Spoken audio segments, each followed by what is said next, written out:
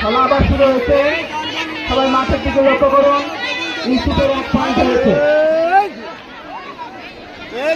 কি অবস্থা?